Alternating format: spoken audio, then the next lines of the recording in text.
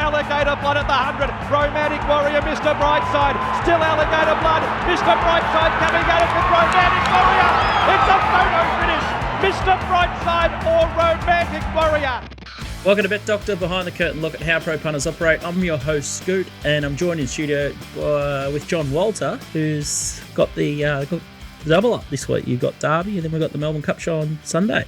Lucky you. So do you. Why are you pointing me out as the only one? Because you have to come to my house twice, and you've brought me an avocado. I didn't bring it. There's an avocado in my driveway. Is that a sign of luck? It's not a sign. I don't know what. You're the one who left it out there. It's a sign of you think I'm an avocado. I'm not sure. Mrs. knows nothing about it, but it's balmy up here. It's 31 degrees. I do see that the forecast is pretty good in Melbourne over the weekend, and it's pretty hot Monday, Tuesday. So it's going to be fast, good fours, good threes.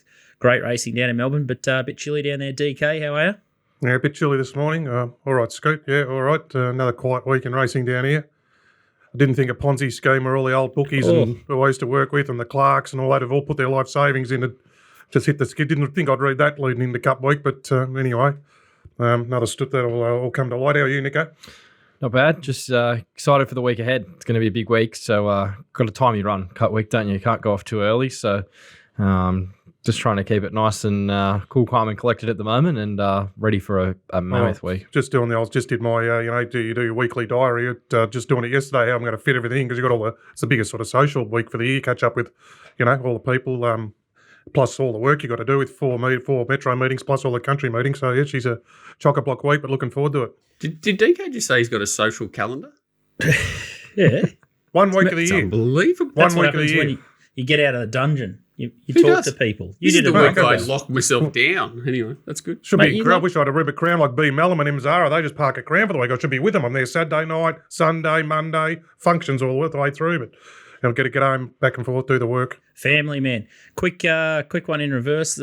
Any sort of Cox Plate fallout? I think it's sort of been done to death, I guess, through the media and stuff like that. It was just a good race. Blanket finish. Pretty much every horse ran to their potential, and except Fangirl should have stayed home in its box. May as well have. Still ran well. Ran through. Yeah. It was just circumstantial. That track always throws that up, which is part of why the race is what it is. So. Funny one. We don't have Zach Lloyd T-shirts, but maybe if he holds a position and doesn't try and stay off the fence, he probably would have got a lot closer. I would have thought of Militarise. He still sort of whacked away, but was sort of a bit of a nothing run, and all full credit to J-Mac. It was a good run by the horse. Does it spell now, or does it go... Is it a chance to go into that mile or the 2,000 or something? He's in the paddock, Militarise. Is he? Saving for the autumn. Yeah. Would have loved to see him line up in that 2,000. Yeah, the big 2,000 metre race on the last day of Flemington is going to be an absolute beauty. I thought Skybird has sort of stamped herself for the 1,000 guineas. Rightful favourite, Nico? I don't know. She doesn't have any early speed, so it's going to be interesting to see how they sort of ride her in 1,000 guineas, isn't it? But she hasn't been allowed to have show any. That's what I was going to say. She had 3 starts. She's drawn to go back.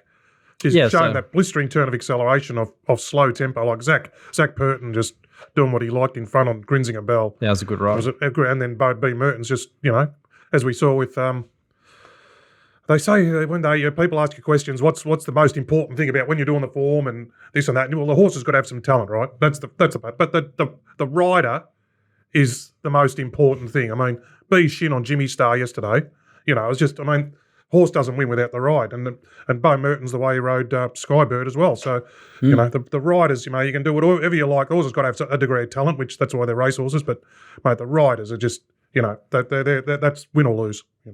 Yeah, 100%. They've got to understand what they're sitting on too, don't they? Like that horse, he knew that it's got a sharp turn of speed or whatever, and probably knew that he needed a bit of luck. But yeah, the inverse is different. Like going too slow on a horse that's doesn't have the turn of foot is the opposite. You see the opposite of it all the time. They forget to take off when they've had full control, things like that. So there was a couple of corkers. Interpretation was a pretty good ride at Bendigo yesterday. Probably an act of God win, but different ride and it probably gets beat.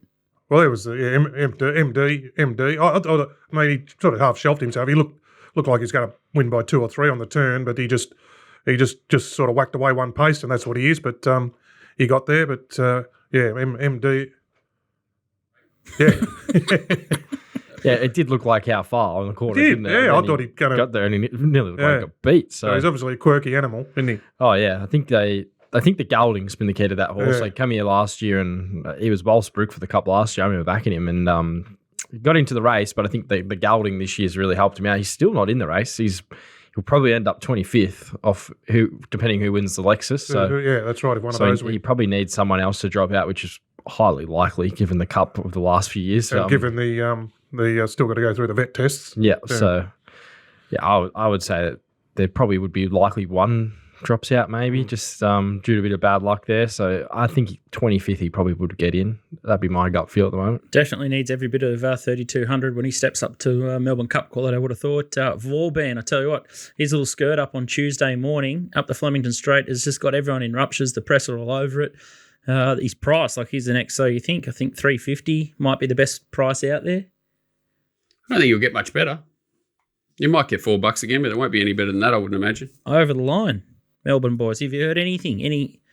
Any talk down there? It's the only horse. All the internet. I haven't even watched that bit of work. Haven't even watched it. Like track work, schmack work. Like who cares? Like they all go breakfast of the stars and they all do this and that. It's all it is a working gallop. But I heard that Lee Mottershead who's out here. I heard him 2 months ago saying this is the real deal. This horse. Don't worry about Deauville Legend and that last year. Was it Deauville Legend?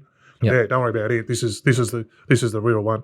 So, but what price was Deauville Legend last year? It was 2 to 1, wasn't it? Or 3 to 1? Its real price was $8 if those Mongos hadn't jumped in and thrown their millions at it. Oh, that's right. That's what happened there. Yeah, Yeah, true. Yeah. Well, happy to be around it. I don't know if I'm happy to be around this thing though. I'll have a good look at it.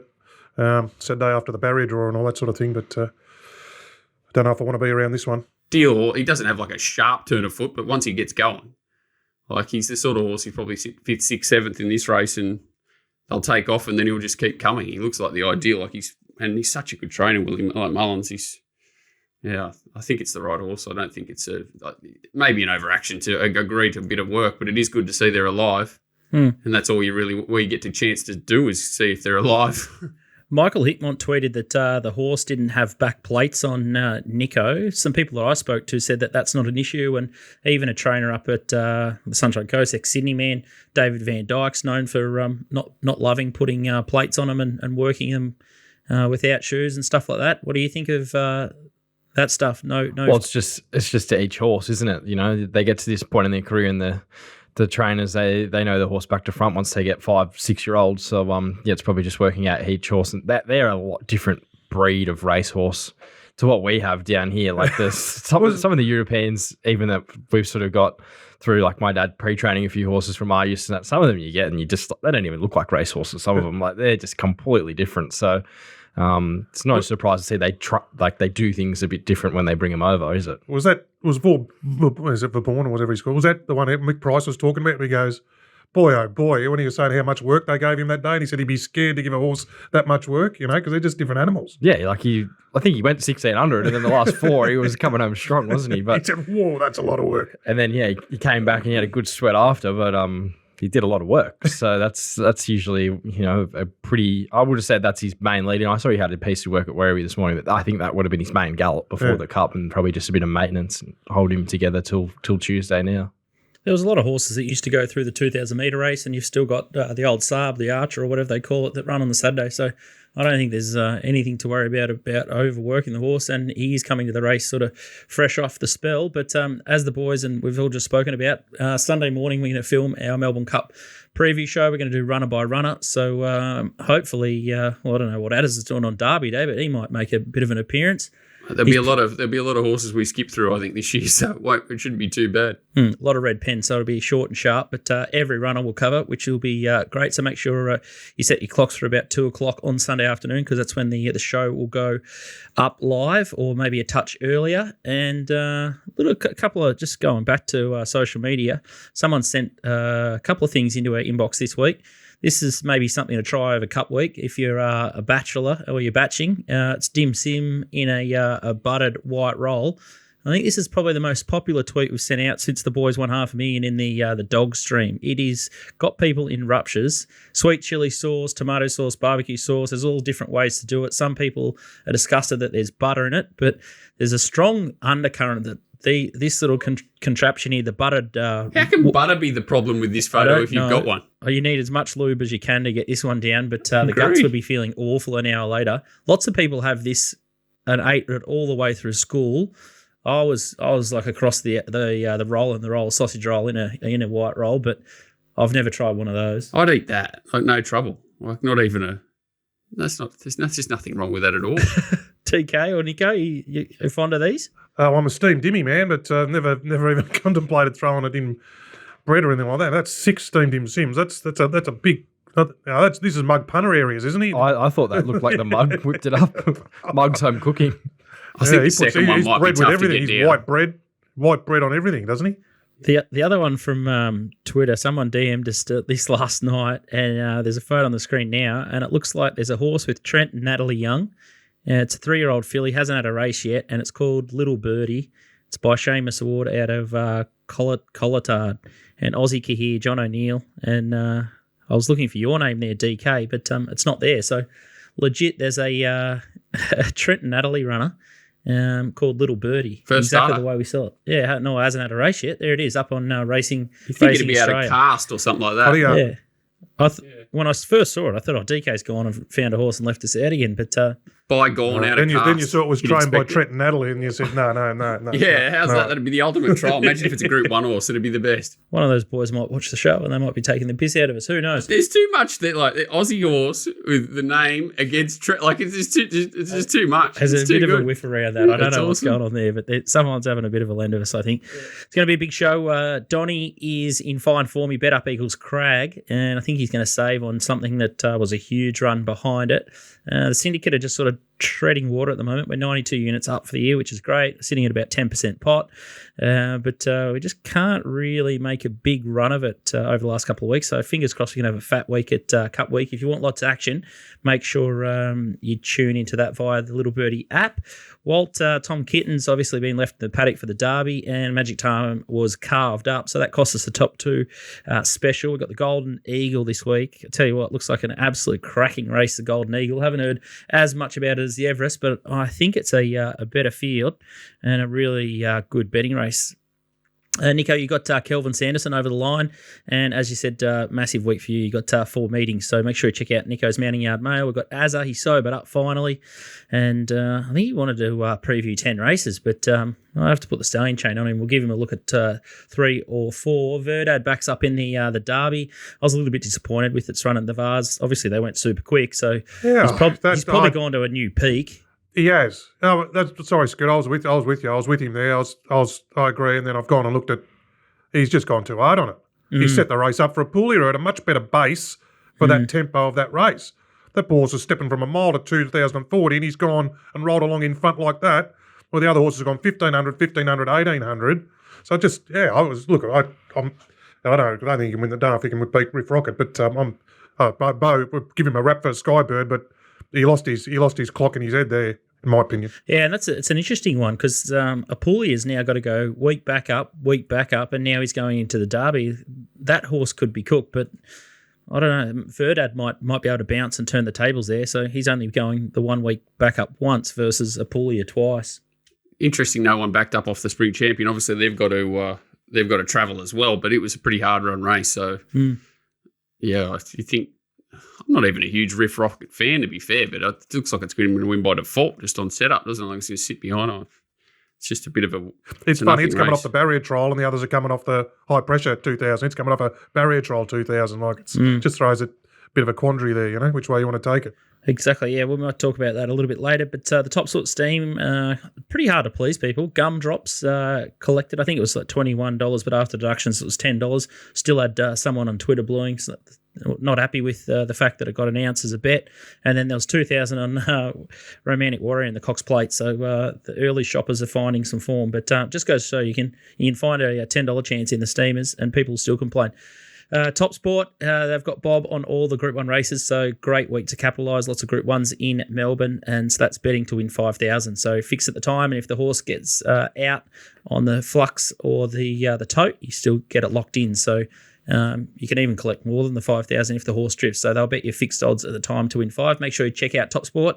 It's going to be a super week of racing. Let's get into the Coolmore Stud Stakes. Nico, this is the first race that you've identified. You're a bit keen on Zapateo, but it looks like it's going to get scratched. So Flemington race 6, Coolmore Stud. Cylinder's a favourite here, $4. Shinzu is $7.50. King's Gambit, $8. Stretton Angel, $8.50. Step Party is $11. I'm Unstoppable, $12. Osmosis, $13. V8, 18, Tis Invincible 17, Moravia, Nadal, Arkansas Kid, Butch Cassidy, Shalite, Don Corleone, and that probably rounds out the legitimate chances I would have thought. Replay we're going to have a look at here is Cylinder coming through the Everest. Tell us why you like it. Yeah, it's a ripping race this year, the Coolmore, but I think there's only two chances, and I think they're the two horses in this race, Cylinder and Shinzo. For mine, they just have a class edge, and I think they're the best two horses at 1,200 metres. Cylinder was a great run here. Probably had the run of the race, just in behind the speed, but did a good job.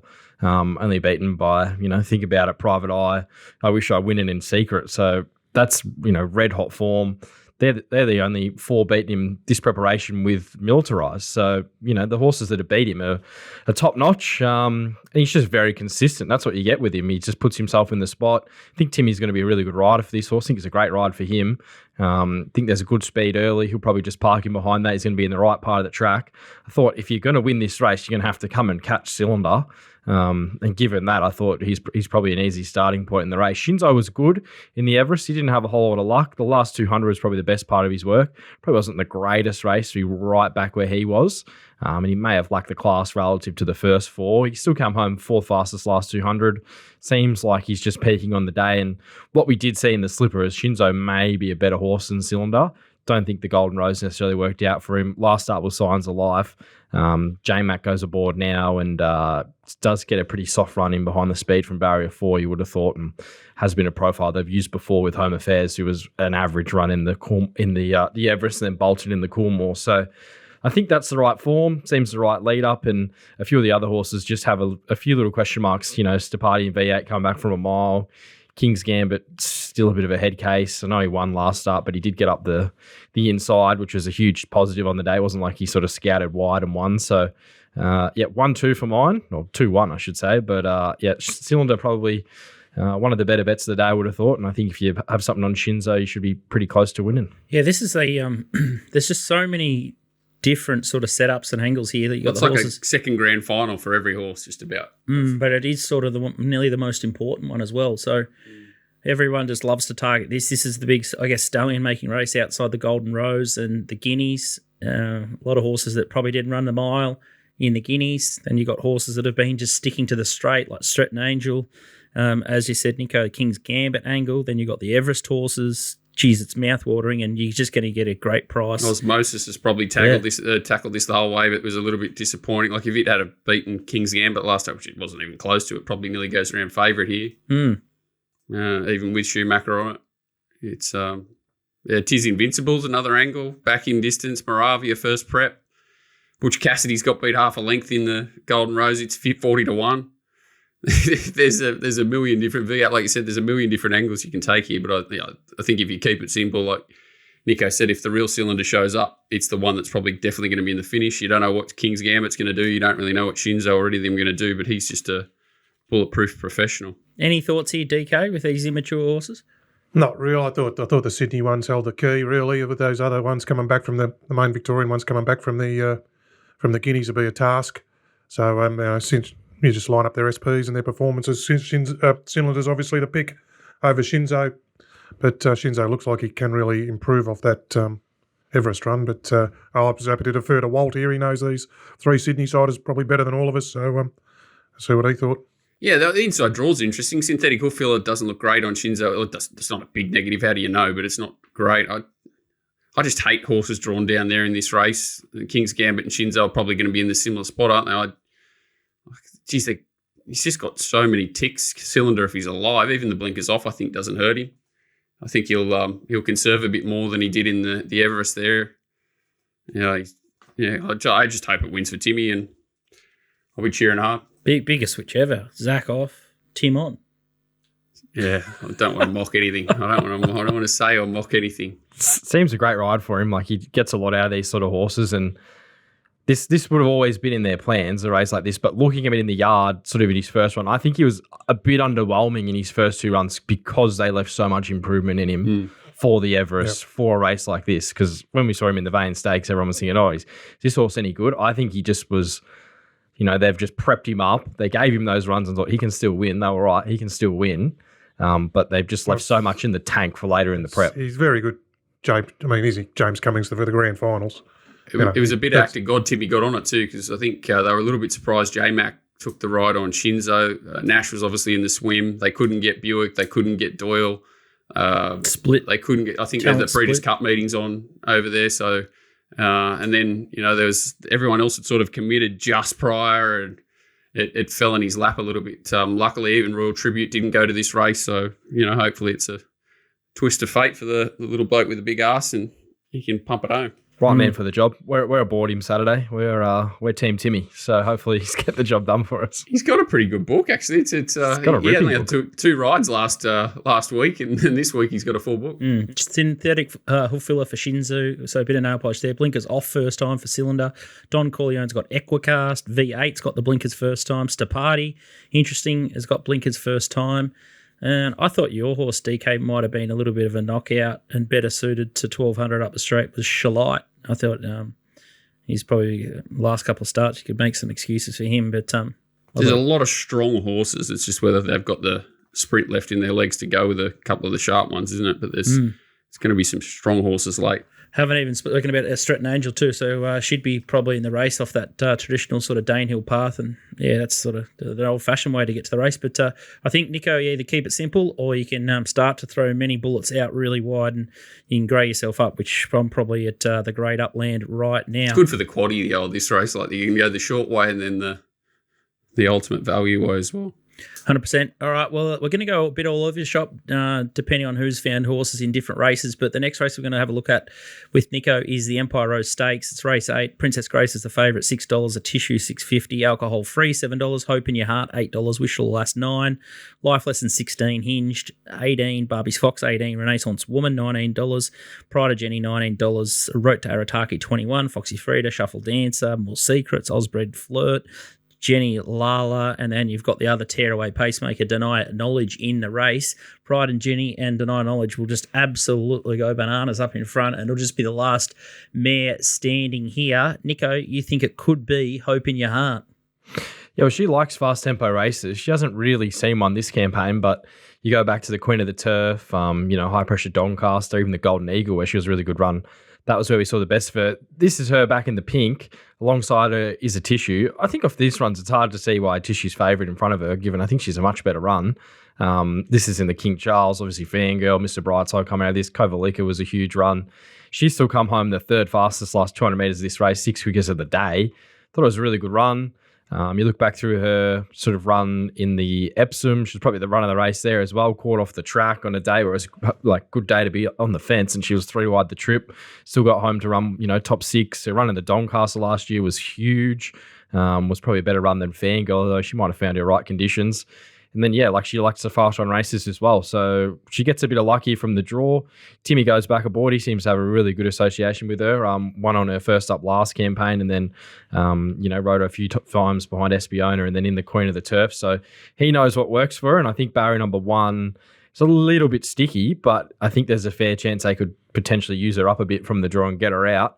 And she just looks set to peak in a race where they could go quite fast. Alcohol free, Pride of Jenny, and then Deny Knowledge all in there. You think they're going to set up a pretty good tempo. So I think barrier 1 might be a pretty cozy spot, just very economical along the fence. And I sort of struggled to see why she wasn't favourite. So I was pretty happy to bet up there around $8. She's an absolute star, this mare, and she just tends to hit a bit of a flat spot between sort of the 600 or when pressure goes into the race, but she usually just tries a little hard out. This mare, thoughts, Walt? Oh, that's it. It looks like there's 3 hopes, mainly because of that crazy tempo. I think 1's perfect just because they're going to fly. You'd expect that a lot of these horses are going to be pretty tired. Think gaps will open up. You'd be very unlucky to not get clear running sort of around this track from the bend on Hope in Your Heart. Like, I think Alcohol Free will win or Hope in Your Heart and a Tissue are the ones coming late. Always scared of Waller runners, but I agree with Nico. I'd have to have Hope in Your Heart shorter than a Tissue. So I'd be making Hope in Your Heart and Alcohol Free my winners, and price dependent, maybe even chop a Tissue or half. Something. The old Waller jamming on these races where they go like rocket ships is hard to handle, especially in the fast run races. But I think Hope in Your Heart and Alcohol Free are clearly top 2. I think Alcohol Free just gets that absolutely perfect run straight behind the 2 lunatics up front, and it'll be off and gone, and then something's got to chase it down. I can't add too much more to that, but I thought Shuffle Dance is sort of knocking the door down, and I just loved how far she got in her first prep last time. Typical with a lot of those Moonee and Mar horses, they start off in a maiden, and 4 or 5 starts later they end up in a Group 2. So I thought she was great behind Royal Merchant and Rev Miss and a couple of those horses late in their prep last time in the CUNY and all that. Is that sort Adelaide of form you're looking at there, Royal Merchant? Oh yeah, she did finish there, but that was she went 1,600 back to 1,200, and then she still went pretty good there. So she's got a pretty good engine, I think, Shuffle Dancer, but could win for us last start. We were on $26 from the yard. Yeah, I kind of just thought the Melbourne form was. I sort of said it on a few of our review pods that it just feels a bit icky, the Melbourne form. So I really went looking for the Sydney form all day. I think that's where the depth of the fields have been recently. We haven't had the depth in Melbourne, and the Sydney horses come to Melbourne on Saturday. So, I was with Walt, probably hoping you hard a tissue. Alcohol free is definitely in play. It's just what price you want to take. Yeah, I found a blowout here. But I'm glad you like Hope in Your Heart, you blokes, and that, because this lines up through the Queen of the Turf, and that's More Secrets. More Secrets. So I think she's back in sensational order this prep. She got home, just had a bowl around first up, then just dead set savage the other day, and then the Renaissance Woman off the slope tempo from out the back, third up, Ollie, Swan Song. I think she looks like she's gone to a better level this prep, and I thought, was she going to be 30 to 1 or something? She definitely goes in Scoots quaddy numbers, and for mine, if you're lining up through Hope in Your Heart and all that through the Queen of the Turf, you've got to throw her in. Yeah, even Renaissance Woman looks a chance on the back up. I don't think it'll go. It goes to Sydney, does it, or is it coming down?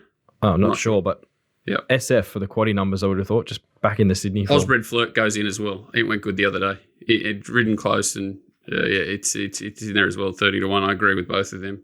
Yeah, it was in my quaddy numbers, DK. I think there's just a couple of these. There's not many that aren't, Scoot. There's not many that aren't. Field, favourite field. Yeah.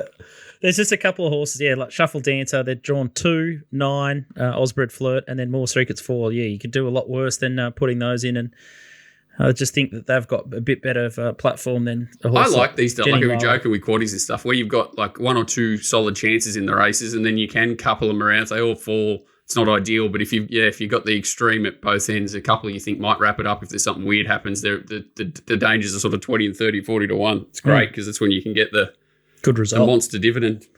All right, so we're all on the same page there. Make sure you check out Nico's Mounting Yard Mail so you get 4 scoops of it. So all the big days at Flemington, and the last word will be just so important with a little bit of wind around and that track drying out. It's going to be an absolute beauty of a week. Azza's just chomping on the bit. He's been in the background for about 10 minutes. Welcome back to the show, Azza. Is there anything that we've said in the last sort of 10 to 15 minutes that you absolutely love, or you just want to sink the boots in? No, I don't think I'm going to sink the boots in. I think Nico's, in the Coolmore, I didn't think there was anything other than the Sydney form. I think the Everest form's starting to hold up, and the 2 horses out of that, always looking for. I note that Shinzo looks like a big, powerful bugger, and straight was suiting. He jumped out enormous down the straight during the week, but he's actually never beaten Cylinder home in a race other than in the slipper he did.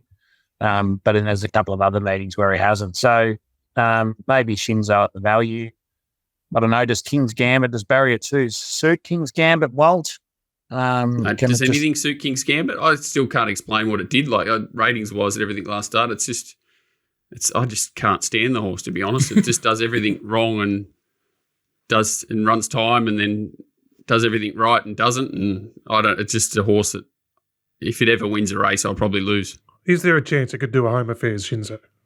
Is there some chance, Walt? Is he good? Has he got that in the tank? Or he could... there was like 2 hopes, wasn't there, really? Like, it was a very different race. They're very different horses, and I think the races are very different. I don't know. I think he was a bit flattered the day that he won the slipper. I think he was... he's only been fair this time in, and Cylinders in much. I couldn't back him to beat Cylinders. Probably my answer. Yeah. It's just that until you can. The inside draws are going to be really interesting to see what plays out there. We'll put the car in reverse because you think you've got a bit of a bank builder on Friday night. There's a Class 1 1,500 metre race on Friday night with the rail at 4 metres, which petrifies me a little bit here. But look, without Jamie Carr, I marked this horse odds on. With Jamie Carr, I was mortified when I saw the acceptances and they put Carr on it because I was waiting for this race because she's just shockingly out of form, as we saw with Blonde Hawk the other day. But I really nearly feel she can't get this wrong here on the toppy, Mr. Mojo Rising. He's always showed promise. 12 months ago, he was running second in the Group 2 Guineas in New Zealand behind Pierre, who Aussie brought out here for the Hobartville and was running Group 1s its last 2 starts. If you go back through its last 2 starts that it's had this prep, jumped out well, and he put Emily Posman on first start, and at Geelong Cup Day the other day, put Tatum on. They snagged it back to last. She just took it up the rail. It's just in the green there behind that Mr. Brightside Colours horse. She just swings it around it now. And last 200 metres here, just savages the line to get beat less than a length. That race is a much, much, much stronger race than this. They've shown a lot of intent with, Posman and Bull off for Carr on, even though she is battling at the moment. Not bothering to claim here, which I probably like. Drawn 8 of 10, so she just needs to get it across. There's a fair bit of speed here. A few horses like Shoquan, Champagne Sharon. I had something else, Moonshine Annie, that'll probably go forward. I think she can just slot in. If she does that in the first 4, I could easily get this at evens. And I think, $3.50 around everywhere, it's a great bet. It kills me the old, whether she's in form or not, putting a 50-kilo jockey on a 62-kilo horse absolutely drives me insane, unless it's a world beater. Kills me, but at least I agree with you. Perfect draw. But Melbourne boys, I've got no opinion here. Yeah, we bet up on it last up from the Mountie Mail. I thought it was the best I've ever seen at Parade. We bet up him and Baldino, trying to get Pantaloon beat, which worked. But, Mr. Mojo Rising would have been a much better result at $9.50, and I think you could have made a clear case.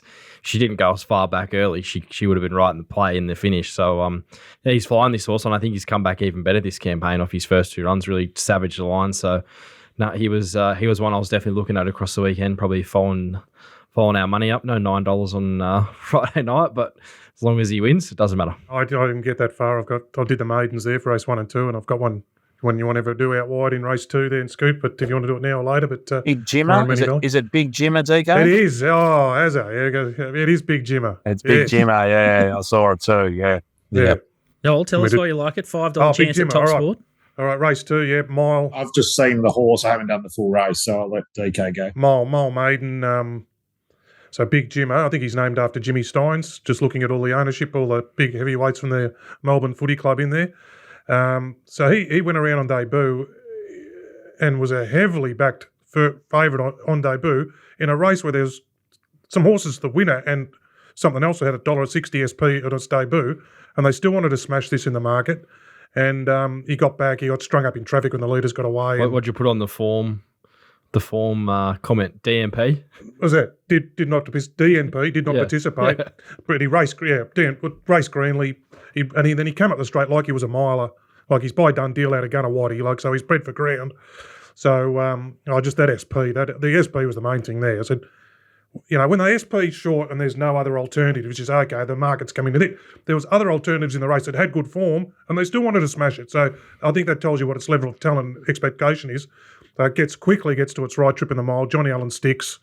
It's a nice price at 3-1 or whatever it is. Luna's Real's a favourite. P. Moody, I'm happy to, as I said, what I feel about P. Moody favourites. It's already had the run at the mile. Probably wants 2,000, but stays at the mile. A couple of others, they are a lightly raced bunch. I've only seen most of them once, but I thought I'm just saying Big Jimmy and now he's out on mile can run to that SP expectation on debut, and I think as I said, he hasn't done the form, but he sort of obviously watched the Ballarat race and saw similar things. But so Big Jimmer on Friday night, Scoot. Beautiful. Race 2, number 1, Big Jimmer for DK, and then race 3, number 1 for Azza. So nice little bank builder at Moonee Valley on Friday night, but be careful. Don't sit around and back every race and do your absolute shallots, because it's nothing worse than doing that just before Derby Day. It's a trap for young players, I would have thought. We're going to skip back to Flemington on Saturday. Race 5 is the Wakeful Stakes. Zadosi's $2.45 favourite. Kona Sana is $4.40. Harlow Miss $5. Amazonian Lass is $11. Athela Fleed is $16, surprising $19. And then you've got Bond Mistress, Coco Sun, Sentimental Flame, rounding out the main chances there. And Zadozi is the replay that we're going to have a look at here in the Adwood Manifold in the Godolphin Blue. Yeah, look, I acknowledge here she got pretty much a perfect PR. She got the absolute smother, got out at a perfect time and, had plenty in the tank and just accelerated. But at the end of the day, it's a super convincing win. It's very hard to see anything in this race turning the tables on it. And not only that, I've always thought she's a horse of promise. She won her first three. She really looked the part. Even at Gosford in her first win, she was last on the rail. She just savaged a line. At 20s that day, I thought, this is a nice horse. She's resumed in the spring in the Silver Shadow and T Rose. Didn't do a lot. Switched her down here.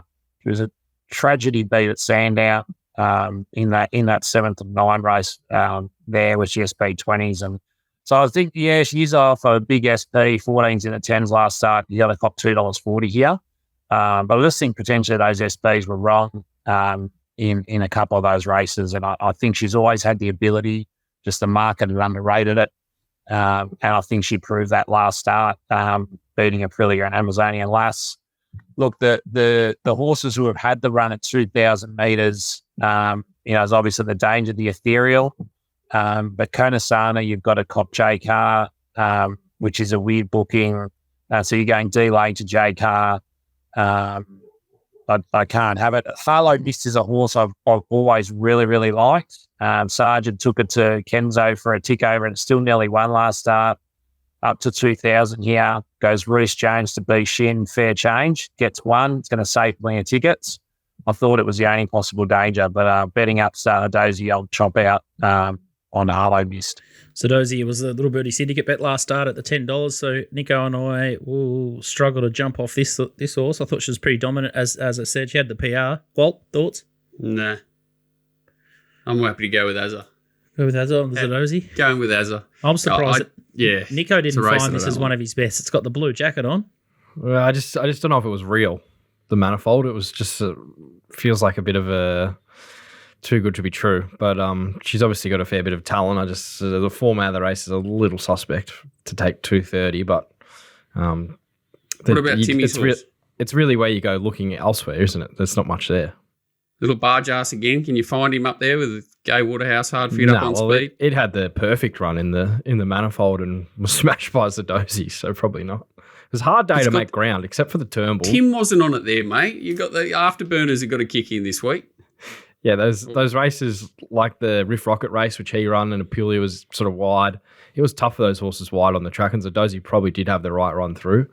I thought Watt would be tipping the 10, but mustn't have done the work yet. It's not my sort of race, to be honest. I think all those fillies are average bunch of animals, and I think if she repeats that last start, again I could get her odds on, and I hope they do take her on, because I think there will be a view that Nico's got, and I can understand why there could be that view in the marketplace.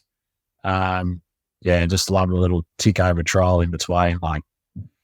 I'll be very surprised if this gets beat. The VRC Derby, we sort of spoke about it early in the show. Any thoughts there, Az? Listen to you guys. I mean, Riff Rocket's odds on in some places. It's no possible chance I could take odds on it. It doesn't mean it can't win. I'm nearly going to shoulder arms on the day, which would be the first time on that Derby day, not out of bet. But I actually might back this Rotary. Lloyd and Lucy's horse, drawn one, saved plenty of tickets, won a shocking maiden at Tatura, then beat Open Class in a 0 to 64. I don't know, maybe I'm just trying to find an angle of something that maybe is an up and comer, but God, it's $34, so you can laugh at me if you want, but might have under. No, I had similar thoughts as well. I know that horse well. I was on him at Tatura, and it was a big win, wasn't it, that day, right? I was on him at Sale when he was $5 into evens, and he went over, but then he got the gear change and dropped back in grade a little bit and got up in trip. So he's had the 2 runs at 2,000. He's bred to stay the trip.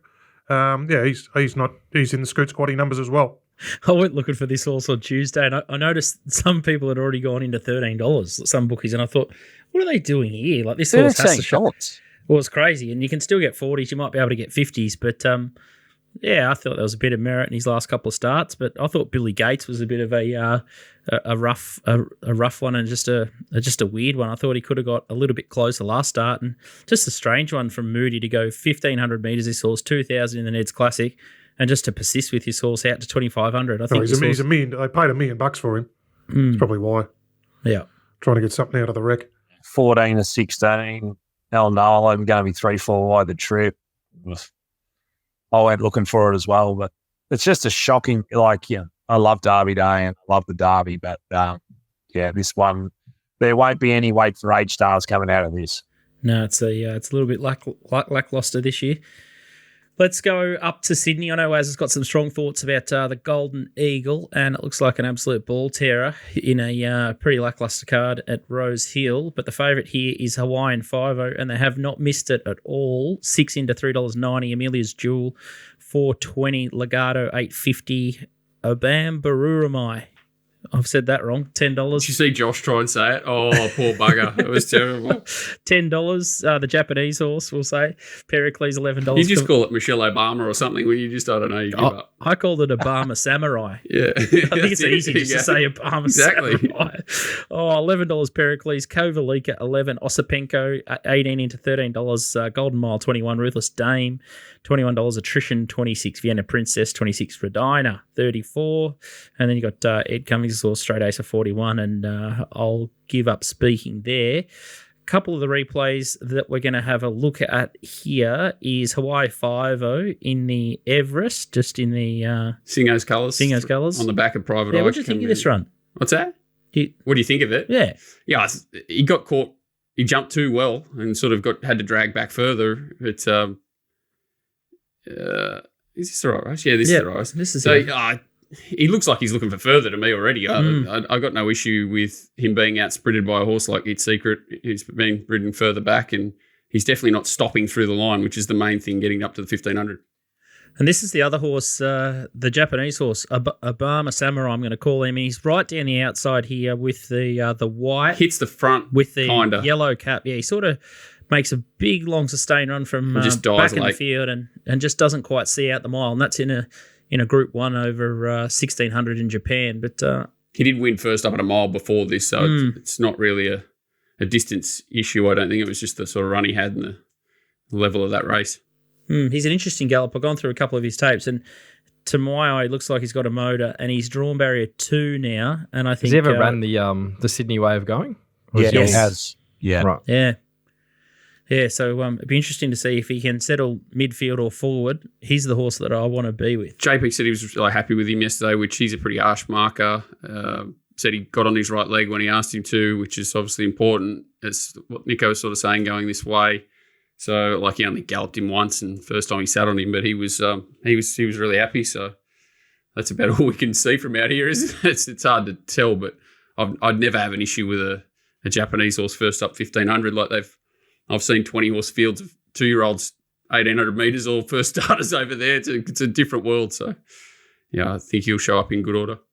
What are we doing with Amelia Jewel? She just got off the truck, just landed in Sydney. Happy to forgive. It's mixed reports out of the stable and what you heard at the barrier draw. Some saying a bug, some saying nothing in it. Might have been looking for excuses.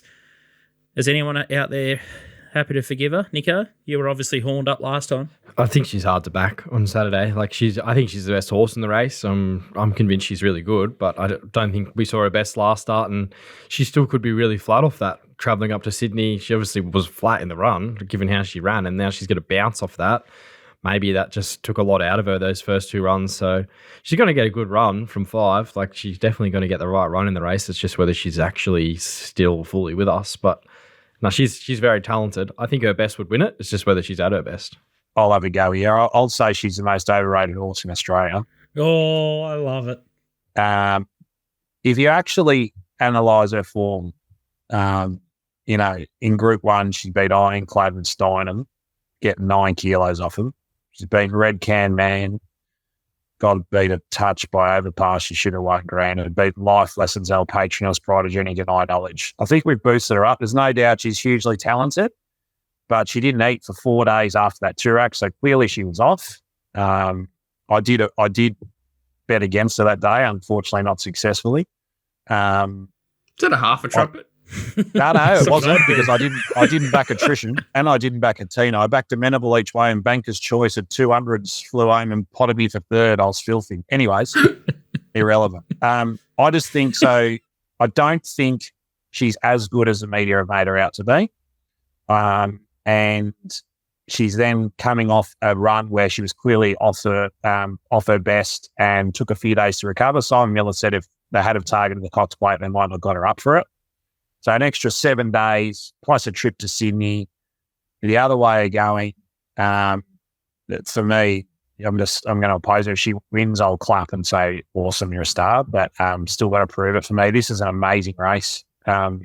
Absolutely phenomenal race. So, yeah, I'm against her. I think she could be a sprinter. Maybe I think that's just they might have flattened her. You know what I mean? I think she might be a 1,200-metre horse. So it's very hard, even if that's right, which it's, again, just a speculation. And she's obviously runs further than 1,200. But it's hard for them to rescue this horse mid-preparation, come back to a race of this level and win. So I agree. I think you've got to take her on here, and all you can do is clap if she wins. DK, any thoughts? Group 1 DK? No, I didn't get around that far. The camp's very bullish, isn't he? Simon Miller's saying, no, it's all guns blazing, and she's bounced back and she's 1,000% and everything. But, the old Mark Reed thing was, the really good horse off a bad run, hasn't expended any energy, so it means it can be a coiled spring next start. But that was a brutally run Toorak, and I think it just took everything out of it more than just, that. So I'd be concerned about coming off that, bouncing back to her very best, which she'll need to be to win this. That's the other key, isn't it? She can't get away with a half-busted run here and win, you wouldn't imagine. So. Yeah, I thought the Japanese horse was clearly the horse to beat. I thought Osipenko blinkers on. That's a classic Waller, 2,000 metres back to, the strong mile, or 1,500 here. I thought he was the wrong price earlier. I wish I had taken the price, but I was asleep at the wheel a little bit. Legardo's an interesting run. I think she's got lots of ability, but a bit of the unknown. But you're going to settle on Hawaii 5-0, Walt, and Obama Samurai? Yeah, Barma is the most, it's the horse I'll probably make the best winner just because it's X factor. I just do love these Japanese horses. I love when they bring a quality horse out, which this horse looks like. It's not deep impact, but it's pretty good, and it's the horse that could just be better than him, and you're getting double-figure odds. Hawaii's short enough, but he gets the perfect run. It's interesting, they all draw perfect gates, so they're all going to be, inside. They're going to get nice runs, all these, Pericles is there. Kovalika with blinkers, interesting. Who else is down there? Amelia's Jewels drawn perfect. Legardo's drawn perfect. You can't really knock it. Yeah, I don't see it being a race where I'm going to absolutely be balls deep in it, but so many good angles. Again, it is a great race, great betting race. So, I argue that there's races earlier in the day where you got 24 runners where you'd be insane to have a bet, but I couldn't knock anyone sort of following their own line of thought in this race and betting into it. So I think this is a success apart from the 10 million. I'm going to be balls deep in it. But you go balls deep more than Ron Jeremy. So I already am. Hand on hip. Ron Jeremy, great man. Invented the hand on hip. Outstanding. Thanks. And Paul Elliott, his name was. Shout out to him. He said, Little Birdie is 8 times better than Get On. I absolutely love it. I said, 8 times. He goes, yep, 8 times. Categoric. So said I'd give him a shout out. Loves your show. And said he gets great insight from it. So, yeah. Imagine how good we'd be if we left the Scoots Morals segment out. We'd be like 20x. 20x. It was loose out there, I'd say. Nico, I came trying to find you, mate, for 15 minutes. It was that cold. It was like Antarctica, so I gave up. I don't know if you watched last week's show, but he said that he could hear you, but he couldn't see you. Yeah, there was one point that I heard where I was, but I couldn't really couldn't source him out there. But no, you get some the show. I was putting back the pieces of the jigsaw puzzle on Thursday. I was in a world of pain. It's Thursday. Only way to do the Geelong Cup. Happy Derby Day. We'll see you next week. Beautiful stuff. All right, we're going to keep cruising into the Rosehill card, and it's Rosehill Gold Cup. Race number 9 is the next one. Canberra Legends, the favourite here, $2.80. Stroke of Luck, $4.60. Diamil, $6. No Compromise, $6.50. Shock 'em Over, $10. Shibley, $16. Political Debate, $16. Wild Planet, $18. 21 Skylab, and a couple of replays here. No Compromise is the first one, Walt, from the Craven Plate. Thanks. We'll just relive this. It's good. I think it's perfect for a lead up. So it was a little bit back in distance here. This horse has come off 2 really slow run races prior to this and gone like an absolute rocket. And then Tommy Berry sort of puts him in the zip locker here behind what's his name, Numerian, and he's still there till Christmas. This is, if you want to watch, he did it twice on the day. Renaissance Woman coming to the outside Zarek. They're both really high rating race, which is surprising. It didn't look that exciting on paper. They went a bit quicker than it looked. That's sweated to the outside of him too. So it's pretty deep, solid, probably secondary weight for age. I kept hearing Lambourne say that the 1,800 metre times are out at Randwick. So they could be right because it was pretty crazy how quick they went. What's this? This is Skylab. This is Skylab. Monophilia. Okay, so Skylab's second from the outside. A day where it was hard to sort of run on wide, and again, really slow run race. He's not ideally suited there. That's never no Compromise ripping through the middle, running similar finishing sections to Montefilia there. My thoughts on this race. We've got this, what's it called, Canberra Legend. Yep.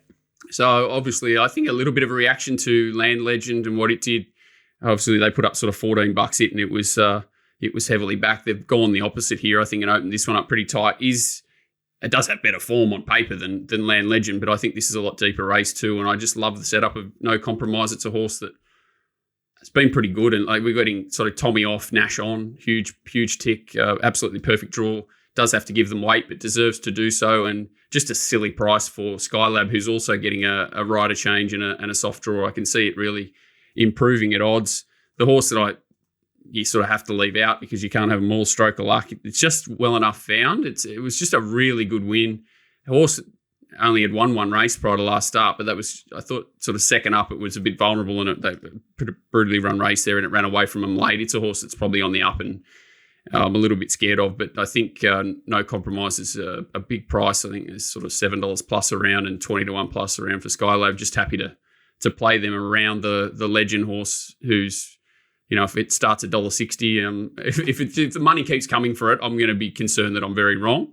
But I just think the bookies have done the opposite here to Land Legend. They don't want another Land Legend situation. They've opened this one up short, and I think they've left the locals at a decent price with good setups. Horse like Shock 'em Over, Nico, can he make the big step up here? Obviously, they've taken him slowly, but now he's got 52 kilos up to the 2,000. Yeah, it's aggressive placement going to Rosehill, but it's a good money race for, No Compromise, Skylab, Diamil. They just go round and round, don't they? A few of them. So horse on the up, but barrier 9 at Rosehill just hasn't been the play recently to sort of get back and make a lot of ground there. So I don't know. He seems like he might be a bit against it from the map. Who rides? Mickey D. MD.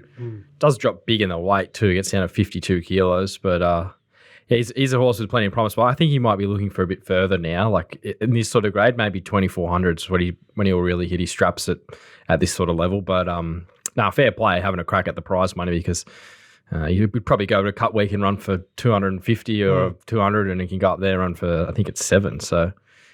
You got to roll the dice, don't you? Stroke of Luck, Walt. He's a frustrating horse for some. Me, it goes 59 to 52 kilos, and Zack Attack takes it right. Yeah, that's the horse I'm just scared of. It's if it was $7 or $8 and the same as No Compromise, I would have happily unloaded on the two of them and probably left Skylab out.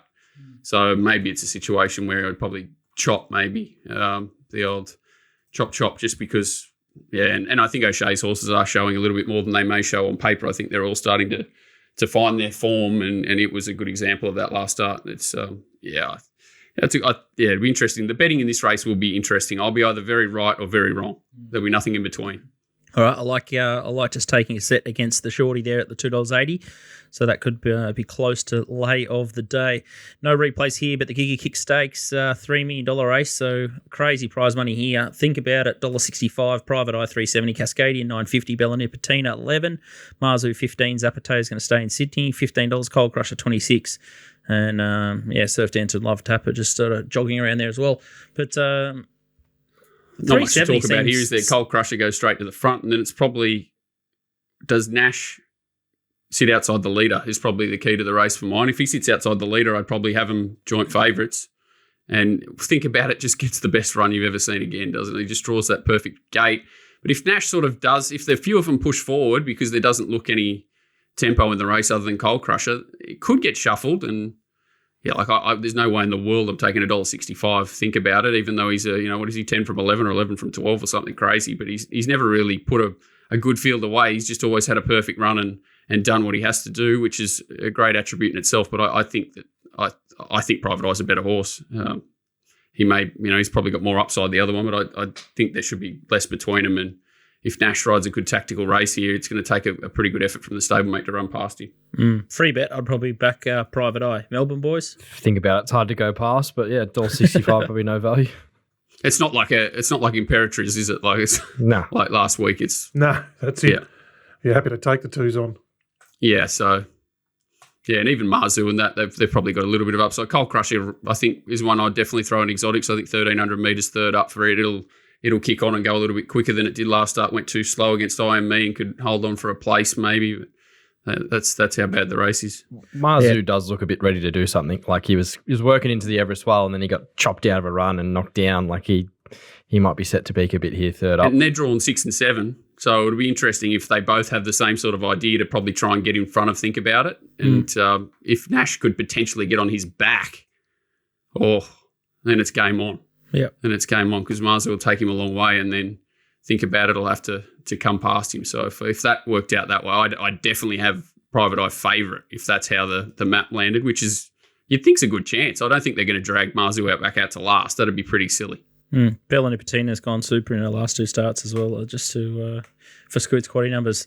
Got in there before you, DK, so you could throw her in for third as well. All right, if you want more Johnny stuff, it is a massive, massive week, as DK sort of suggested. So not just the Metros, but there's stuff out wide. So I know Johnny will be working right around the clock. So racingwatch.com.au. Melbourne Cup Day out wide's always a great day to have a look at because so many people get them. It's the day where everyone can get on. So exactly. Yeah, it's a nice day to be up and about. Some sneaky setups. So racingwatch.com.au for the Telegram service or jumping in the Discord. Great time to check that out and just take the week off work, call in sick, and enjoy the racing all week. All right, that's time now for Walt's favourite segment of the show, which is Scoot's Moral. Just keep having bad rides and bad luck. Last week it was Verdad, as DK said. So again, it's not my fault. I keep finding the right horses, but I just need a trouble-free ride. And we're going to go to the Carbine Club Stakes. This is a horse that I've liked since the Brisbane Winter Carnival. Brave Mead's a favourite here, $2.90. He-Man's $3.80. Influential $4. Kai's at $9. Ursa $9.50. Just in Time $19. Critique $21. And Rovno Amber $41. That's the field there. But He-Man's the horse that caught the eye for me. He's out the back there in the China Horse Club colours with the, I think he's in the white cap well back, just screaming out for a mile here. So Macarena just sat outside the leader here and showed a fair clean set of heels here and just booted clear. But this horse just keeps charging right to the line. I think the Melbourne way of going is going to sort of help him here. Looks like just a set play grand final. So his first start was in the Poseidon Stakes at Flemington, so they've given him a look at it. I think he was back in the wrong, or well behind that pack that day, behind Archer and I'm Unstoppable. There was a front pack and then there was a back pack, and he was just well out of his ground there. So he's seen Flemington, then he's put in a really good run there over the 1400, and then he gets to his grand final here, the Carbine Club. I think this is the right grade here. Brave Mead had sort of every possible. Influential's, I guess, the Query horse and the X Factor horse. He comes through the Kembla run. I thought it was really good. He may want sort of 2,000 metres, so he might be even better over further. But I thought with the prep under the belt and this second time around, I thought he was the horse here. He's been 5 into sort of $3.80 He-Man already. You might be able to get, you'll definitely be able to get $4 because he's going to map well back. But the $5 is definitely a spoil early, I would have thought. And I think he's going to be super hard to beat here. I'd be surprised if Nico, we've probably seen him previously. He's a very nice looking individual. I've seen him in person. And it braved me just getting over the top of those two Gay Waterhouse horses that sort of look stretched at 1,400. He's an easy horse to try and oppose. So, yeah, I can't disagree with you. No, I couldn't agree. The first angle I saw in that race was, what can we find to beat Brave Mead? And I love this, just me, love the redemption factor here. So Zara Sack doesn't ride Gold Trip, so Luke Murrell says, we'll give you the arse off Brave Mead then, and we'll put Jay Spencer on. Then Zara goes on He-Man, and he loves He-Man, goes steaming past Brave Mead. So I'd like that sort of stuff. It's just weird how, the way that gap opened up last Saturday, I've never seen anything like it. I just pissed myself when Zara was camped behind him and then they just run. And I'm like, just when they're in this sort of form, it turns quickly, always does turn quickly in racing, but when they're in this sort of form, things just keep falling in line, don't they? So hopefully J-Mac's not squeezing him in there. He might just sort of sit outside him and try and put him in a pocket. But 1,600 at Flemington, 8 or 9 horse field, surely he can get out in time and he's just going to eat up every bit of the 1,600. So he's my model for the week, and fingers crossed we can just get a little bit of luck because we definitely need it at the moment. Puntingform.com.au is how I do my form.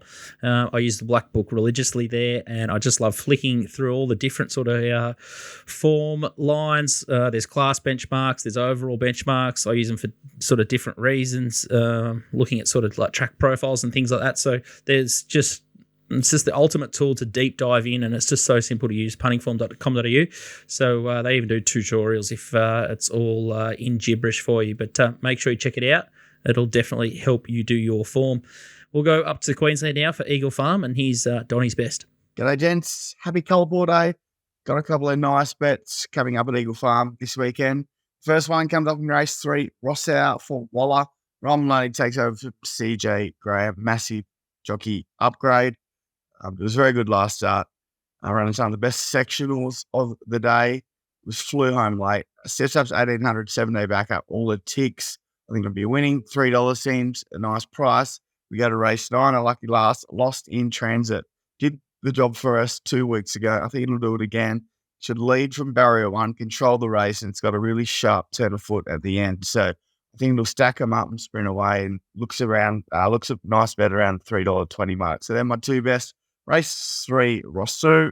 Race 9, Lost in Transit. Good luck. Reckon Donnie would have been sweating bullets when Rousseau was just charging the line behind Eagles Crag last start. That was his 4-unit bet last week. Extra 100 metres, it would have gobbled that horse up. So this horse out to 1,800. I haven't done the race properly, but that could just be a chips in job. I have not looked at all. In Donnie, we trust. Yeah, I'm very keen to back this one. So race 3, number 2, provided there's not too many other dangers in the race. And race 9, number 7, this Lost in Transit.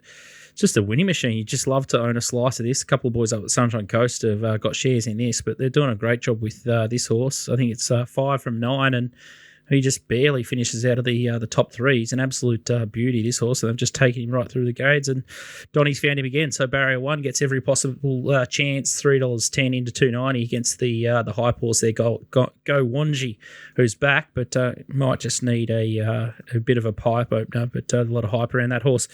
The TopSport promo this week, we're going to do race 1, He-Man, into race 5, number 1, Zardozi, as is best. So magic time, and it was an absolute slaughter job last week. So I just couldn't believe it. Didn't run sort of top 2, and I know what was filthy. So should be get around sort of $4 or $4.50 there for the top 2 promo once Tristan's awake and happening there.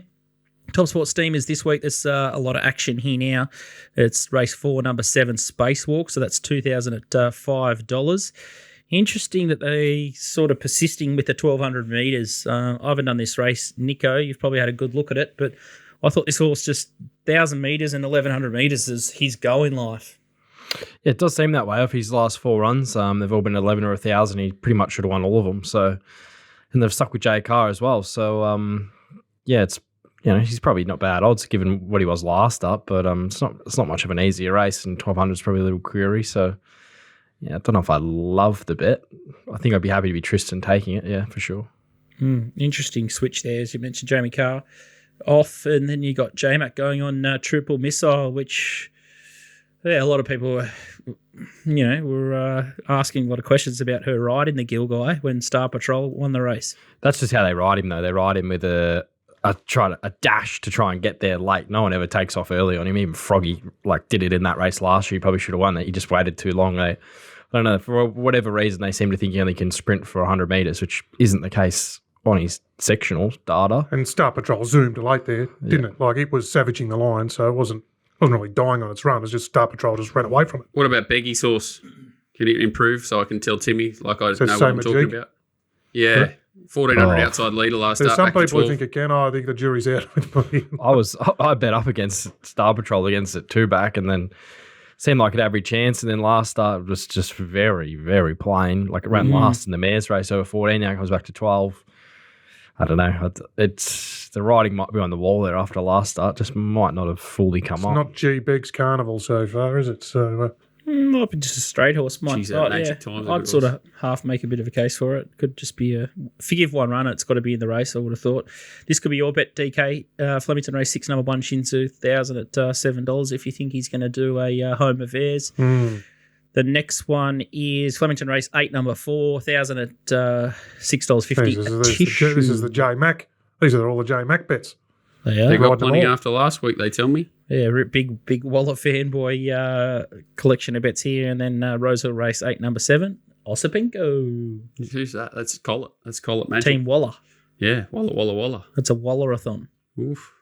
There's only one. If Waller's horse is hitting the line early in the day, they don't tend to stop. So just keep an eye on them early. Where will Magic Time go, Nico?